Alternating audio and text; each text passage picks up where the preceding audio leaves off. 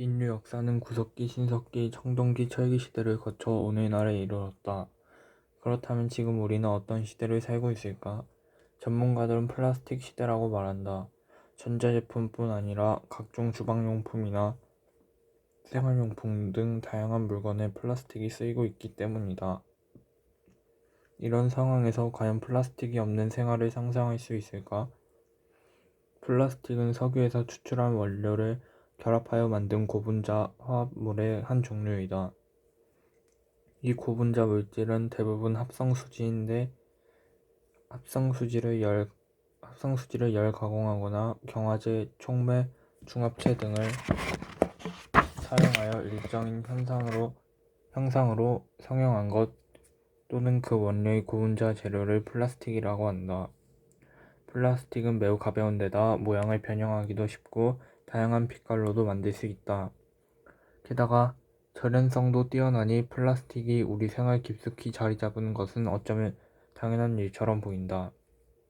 이렇듯 일상생활에서 흔히 사용하는 플라스틱이 문제가 되는 이유는 바로 플라스틱이 잘 썩지 않는 물질이라는 데에 있다.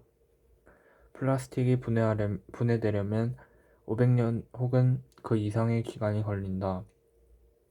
어떤 전문가들은 플라스틱이 분해되는 기간을 정확히 알 수 없다고도 말한다. 즉 플라스틱이 만들어진 지 100년 정도밖에 되지 않았다는 점을 감안하면 인간이 생산한 플라스틱은 아직 어딘가에 그대로 남아있다는 것이다. 하지만 사람들은 플라스틱을 재활용할 수 있다는 생각에 플라스틱 제품을 편하게 쓰고 쉽게 버린다.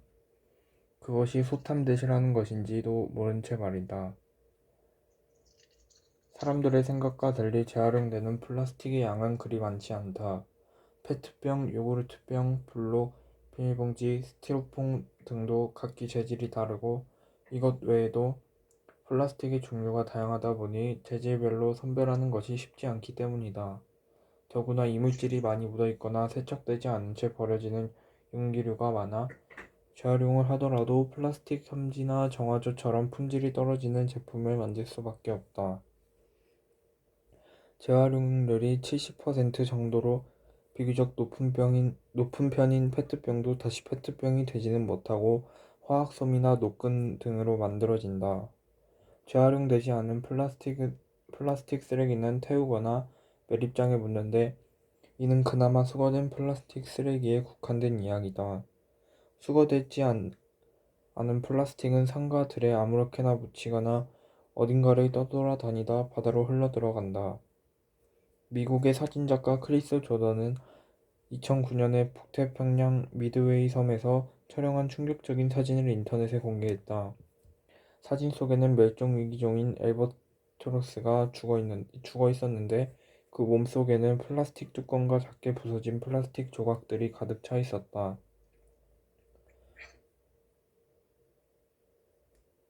미드웨이 섬은 아시아와 아메리카 대륙의 중간 지점에 있어서 미드웨이라는 이름이 붙었다. 이름처럼 태평양 한가운데에 있는 이 섬에는 세계 곳곳에서 버려진 쓰레기들이 바람과 해류를 따라 휩쓸려 온다. 바다를 떠다니는 동안 단단했던 플라스틱 쓰레기는 깨지고 닳아 작은 크기로 부서진 채 물속을 떠다닌다. 엘버트로스는 이 플라스틱의 알록달록한 빛깔에 이끌려 그것이 얼마나 위험한 것인지도 모른 채 꿀꺽 삼키고 말았던 것이다. 플라스틱 조각을 먹이로 착각하여 삼킨 알버트로스는 결국 영양실조에 걸려 서서히 죽어갔을 것이다. 플라스틱은 또 다른 멸종위기종인 붉은 바다거북의 생존도 위협하고 있다. 산란기를 맞은 바다거북은 많으면 한꺼번에 100개가량의 알을 7번까지 낳는다. 알에서 깨어난 새끼 거북은 모래 구덩이에서 나와 6cm가량 자랐을 때 바다로 떠났다가 30년이 지나서야 자신이 태어났던 바닷가를 다시 찾아온다. 이때 바다거북이 살아서 돌아올 확률은 5000분의 1에 지나지 않는다. 플라스틱은 이렇게 낮은 바다거북의 생존율을 더 낮추고 있다. 바다거북은 바다를 떠돌아다니는 플라스틱 조각과 비닐, 풍선 등에 쓰레기를 해파리와 같은 먹이로 착각해서 삼키고 만다. 소화되지 않은 쓰레기를 먹은 바다거북은 영양분을 흡수하기는커녕 화학물질만 몸속에서 쌓여 이상 행동을 보이기도 하고 껍질이 약한 알을 낳거나 죽기도 한다. 플라스틱이 동물에게 해를 끼친 사례는 해외에서만 찾을 수 있는 것이 아니다. 2012년 8월 제주 김양 앞바다에서 어린 암컷 뱃머리 돌고래가 바닷가로 떠밀려왔다. 해양경찰과 지역 주민들은 마르고 기운이 없어 보이는 뱃머리 돌고래를 치료했지만 이 돌고래는 구조된 지 얼마 지나지 않아 그만 죽고 말았다. 사람들은 돌고래가 죽은 원인을 밝히기 위해 이 돌고래를 부검했는데 이 돌고래는 근육량과 지방층이 부족했고 팽창한 윗속에는 비닐과 엉킨 끈 뭉치가 들어있었다. 뱃머리 돌고래는 윗속에 들어있는 이와 같은 이물질 때문에 먹이를 제대로 먹지 못하다가 결국 영양이 부족하여 죽은 것이다. 해양 쓰레기의 60에서 80%는 플라스틱이 차지하고 있다. 플라스틱 쓰레기는 바다를 떠다니다가 잘게 부서져 새와 바다거북, 돌고래와 같은 동물들에게 해를 끼치고 있다. 또한 흉물스럽게 버려진 플라스틱 쓰레기는 자연경관을 해쳐 관광산업에도 피해를 주며 선박의 안전도 위협한다. 그뿐만 아니라 사람들의 눈에 잘 보이지 않는 미세 플라스틱은 물고기의 내장이나 싱싱한 굴 속에도 유입되어 우리 식탁에 오른다. 결국 우리의 건강까지 위협하는 것이다. 지질 시대에 만들어진 석유는 지구가 매우 오랜 기간에 걸쳐 만들어낸 소중한 자원이다. 하지만 우리는 이 석유를 겨우 10분가량 사용할 플라스틱으로 만들었다가 다시 수백 년 동안 분해되지 않는 쓰레기로 만들고 있다. 길바닥에 나뒹구는 쓰레기로, 바다를 떠다니는 해양 쓰레기로, 매립장에 가득 쌓인 쓰레기로 말이다. 지금까지 만들어낸 모든 플라스틱 쓰레기는 썩지 않고 이 지구 어딘가에 존재하고 있다. 그런데도 계속해서 플라스틱을 이렇게 편하게 쓰고 쉽게 버려도 되는 걸까? 손이 닿는 곳이면 어디에나 있는 플라스틱을 전혀 사용하지 않고 생활하기는 어렵겠지만 줄일 수 있다면 줄여보자. 특히 짧은 시간 사용하고 버리는 일회용 플라스틱 제품은 더더욱 선택하지 말자. 빛과 어둠. 우리는 빛은 항상 좋은 것으로, 어둠은 나쁜 것으로 인식하는 경향이 있다. 적어도 건강상의 문제에서는 빛도 중요하지만 그에 못지않게 어둠도 중요하다. 그런데 인공 조명의 발달로 밤과 낮의 구분이 없어진 지 오래고 도심의 밤은 항상 밝은 빛으로 가득하다. 대낮처럼 환한 밤, 이런 모습은 과연 아무런 문제가 없을까? 인간의 몸에서 분비되는 여러 호르몬 가운데 생체 리듬에 관여하는 대표적인 호르몬이 멜라토닌은 밤과 같이 어두운 환경 조건에서 만들어지고 과도한 빛에 노출되면 합성이 중단된다. 멜라토닌은 수면과 체온을 조절하며 그 밖에도 항산화 작용, 면역 기능 개선, 학습과 기억력 증진 등의 효과가 있다고 알려져 있다. 그런데 우리는 원하든 원하지 않든 과도한 인공 빛 속에서 살아간다. 그러다 보니 그 속에서 살아가고 있는 수많은 사람은 의식도 하지 못한 채 빛 때문에 생체 리듬이 깨지고 그것에서 비롯한 각종 증상에 시달리고 있다. 이와 관련한 연구의 결과가 흥미롭다. 밤에 인공빛에 과다하게 노출되면 유방암 발병률이 높아진다는 내용이다. 이는 과도한 빛이 멜라토닌의 합성을 억제하기 때문으로 분석되고 있다. 빛 공해는 사람은 물론 동물에게도 영향을 준다. 호숫가에 밤새도록 인공 조명을 켜놓으면 물고기의 먹이가 되는 동물성 플랑크톤이 잘 성장하지 못하고 녹조류가 증가하여 수질이 악화된다.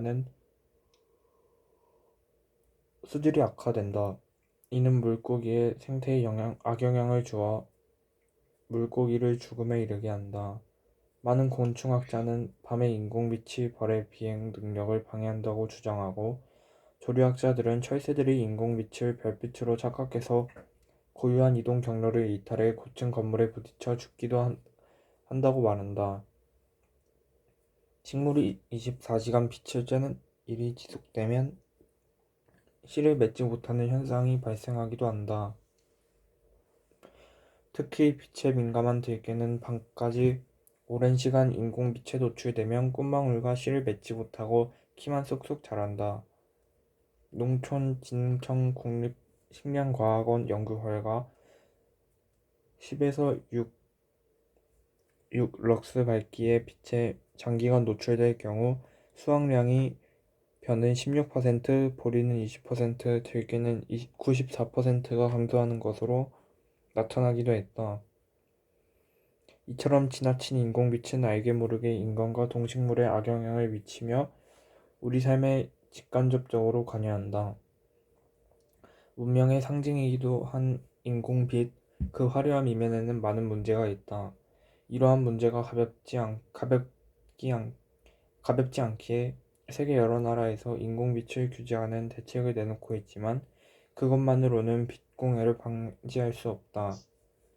현대 문명이 빚어낸 많은 상처가 우리에게 다가오고 있다. 건강하게 살고 싶은 우리는 어떤 선택을 해야 할까? 지구상에서 살아가는 모든 생명체는 자연의 시계대로 살 때, 즉 과도한 인공빛에서 벗어날 때 건강하게 살 수 있다. 인간은 다른 동물이나 식물과 마찬가지로 지구상에 살아가는 생명체이다. 따라서 우리 인간 역시 인공빛을 줄여야 건강한 삶을 누릴 수 있을 것이다. 세상이 바뀌기를 기다리기 전에 나부터 바꿔야 하지 않을까? 자연의 시계대로 살아가려면 지금이라도 당장 불필요한 불을 끄자. 영국 왕립 학회의 모토는 다른 사람의 얘기를 그대로 믿지 말라입니다. 탐구한다는 것은 사람들이 철석같이 믿고 있는 사실을 당연하게 받아들이지 않고 의심하는 일을 뜻합니다. 파스테르가 살던 시대의 사람들은 미생물이 저절로 발생한다고 믿었습니다. 권위 있는 학자들도 예외는 아니어서 이러한 믿음을 학설로 굳혀놓기까지 했습니다. 하지만 파스테르는 권위에 따르지 않고 실험을 통해 반론을 펼쳤습니다. 파스테르는 멸균하지 않은 육즙은 발효되었지만 멸균한 육즙은 발효가 일어나지 않고 원래의 맛과 모습을 계속 유지한다는 사실을 알아냈습니다. 생명이 없는 육즙이 변형되어 생명체인 미생물이 발생한다는 것은 불가능하다는 사실을 보여준 것이지요. 미생물이 무생물로부터 자연적으로 발생하는 것이 아니라 사람처럼 생명을 지닌 고유한 존재라는 사실을 입증했습니다. 진심은 마법사의 물과 같습니다. 의심하는 순간 죽어있던 진실이 생명을 얻고 살아나기 시작하니까요. 그렇다고 밑도 끝도 없이 의심만 해야 한다는 이야기는 아닙니다. 모두가 옳다고 주장하는 이야기라도 틀릴 수 있다는 사실을 잊지 말아야 한다는 것입니다. 우리 주위에는 당연한 상식이 되어 우리의 생각을 지배하고 있는 믿음들이 있습니다. 여러분은 텔레비전에서, 교과서에서, 어른들의 이야기에서 이를 하나둘씩 받아들입니다. 하지만 그 믿음이 모두 진실일까요? 자유 낙하를 하는 두 물체 중 더 무거운 것이 더 빨리 땅에 떨어진다. 아리스토텔레스는 이렇게 주장하고 대부분의 사람은 이 주장을 별 의심 없이 받아들였습니다. 하지만 갈릴레이는 이 주장에 의문을 품었습니다. 그리고 여러 번의 실험으로 모든 물체는 그 무게와 상관없이 똑같은 속도로 자유낙하한다는 사실을 증명해냈습니다. 코페르니쿠스 역시 누구나 믿고 따르던 프톨레마이오스의 생각, 즉 우주의 중심이 지구라는 생각에 의심을 품었습니다. 그리고 지구가 태양을 중심으로 돈다는 지동설을 주장했습니다. 이처럼 탐구하는 것은 우리를 둘러싸고 있는 잘못된 믿음에 의심을 품고 새로운 가설을 세우고 실험으로 입증하여 그 잘못을 바로잡는 일을 뜻합니다.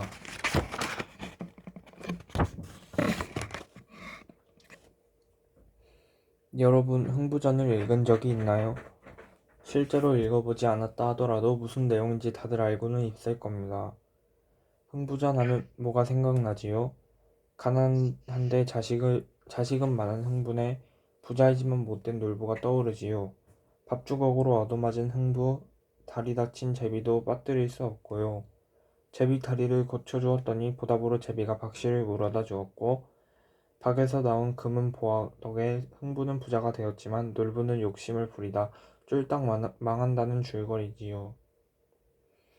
책을 읽으면 줄거리가 생각나고 이런저런 이미지가 떠오르는 일은 자연스러운 현상입니다. 그런데 이것으로 책 읽기를 끝냈다고 할 수 있을까요? 주인공을 알고 줄거리를 파악한 것만으로는 충분하지 않습니다. 물론 그런 것들도 우리에게 생각할 거리를 던져줍니다. 하지만 기껏 시간을 들여서 책을 읽었는데 그 정도에서 멈춰버리면 좀 아깝습니다. 워낙 유명한 이야기라 안 읽은 사람과 별 차이도 없지 않습니까? 그러니 우리는 좀 더 파고 들어가 봅시다. 왜? 라고 묻는다. 그럼 제대로 된 읽기, 깊이 있는 책 읽기를 하기 위한 첫 단계는 무엇일까요? 그것은 앞서 말했듯이 왜? 라고 묻는 것입니다. 흥부전에서는 왜? 라고 물을 수 있는 대목이 꽤 많습니다. 예를 들어보겠습니다.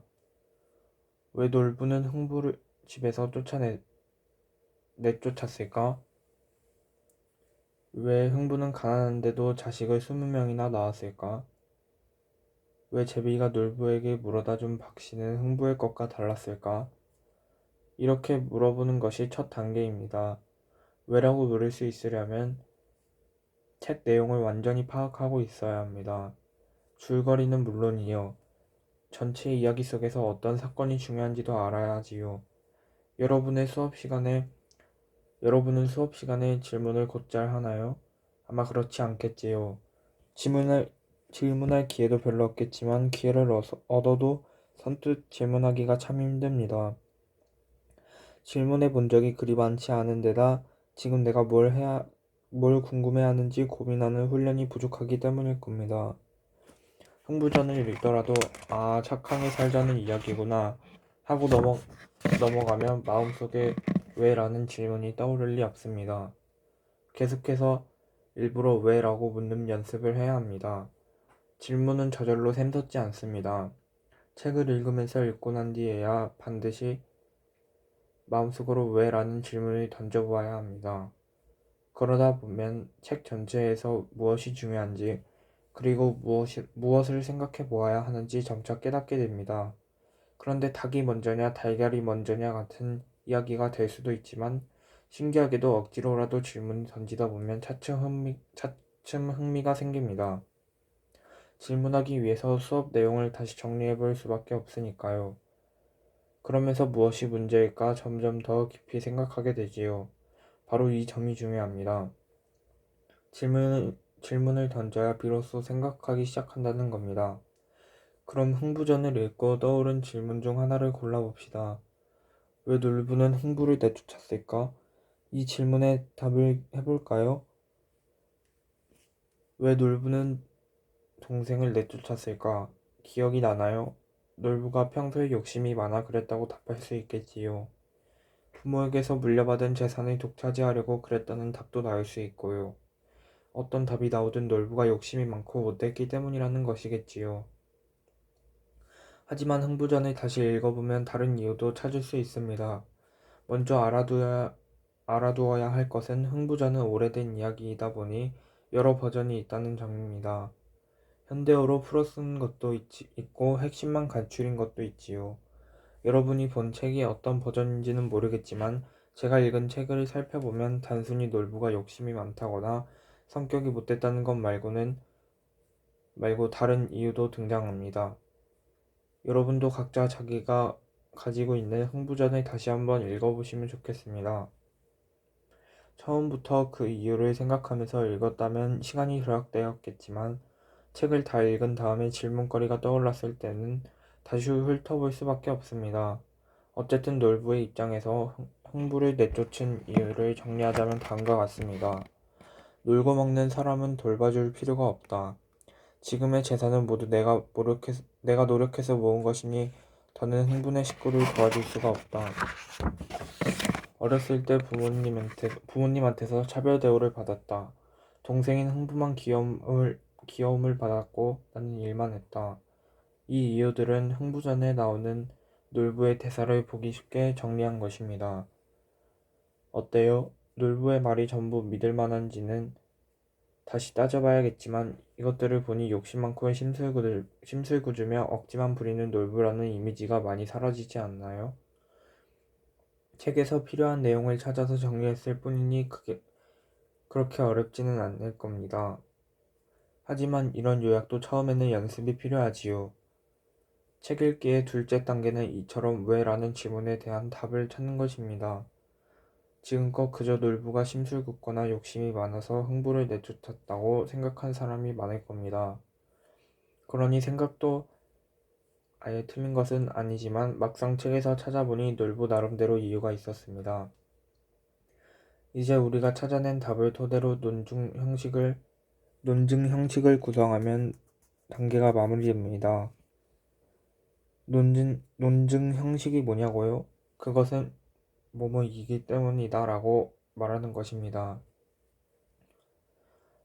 처음 본다고 지레 겁먹지 맙시다. 일단 농부가 흥부를 내쫓은 이유들로 논증 형식을 만들어 보지요. 특별한 내용을 덧붙일 필요는 없고 질문에 대한 답만 잘 정리하면 됩니다. 질문이 뭐였지요? 왜 놀부는 흥부를 내쫓았을까? 였습니다.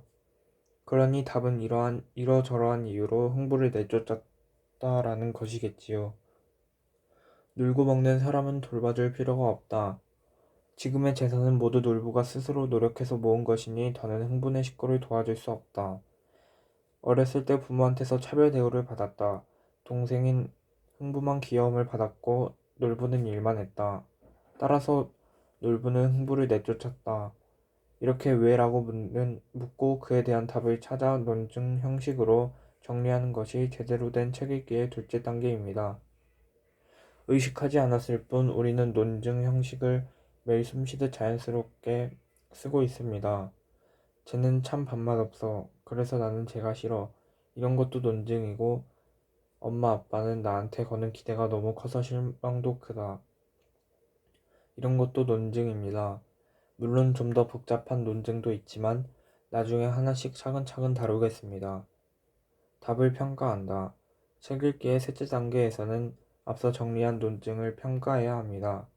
놀부가 이런저런 이유를 대고 흥부를 내쫓았는데 그냥 그렇구나 하고 넘어가는 것이 아니라 그 이유가 과연 말이 되는지 따져보는 것이지요. 여러분은 어떻습니까? 여러분 생각에는 놀부가 앞서 제시한 이유로 동생을 내쫓은 것이 옳습니까? 놀부는 이렇게 생각했지요. 아무리 동생이라도 놀고 먹는다면 도와줄 이유가 없다. 게다가 내가 부자가 되는데 흥부는 이바지한 바가 없다. 그뿐 아니라 동생은 어렸을 때 부모님 덕에 일도 안 하고 편하게 지낸 반면 나는 고생만 했다. 그러니 내쫓는 게 당연하다. 이렇게 생각하는 것이 정당한가요? 아니면 그래도 동생이니까 집에 있게 하는 것이 옳다고 생각하는지요? 아무리 자기가 재산을 모으는 데 도움을 준 바가 없다 해도 동생을 내쫓은 것은 옳지 않다. 형제는 남과 달라서 이해관계를 따지는 사이가 아니다. 그리고 어렸을 때 놀부가 차별받았다고 하는데 차별은 부모가 한 것이지 동생은 잘못이 없다. 따라서 그 분풀이를 동생에게 하는 것은 잘못이다. 놀부의 생각과는 전혀 다르지요. 그렇다면 둘 중 어느 쪽이 정당할까요? 생각이 복잡해졌습니다. 선뜻 이쪽이 옳다 하고 말할 수가 없지요. 처음에는 단순히 놀부가 심술궂고 욕심이 많아서 동생을 내쫓았다고 여겼지만 이제는 상황이 조금 달라졌습니다. 놀부의 이유를 알게 되었고 과연 그 이유가 합당한지 고민하게 되었습니다.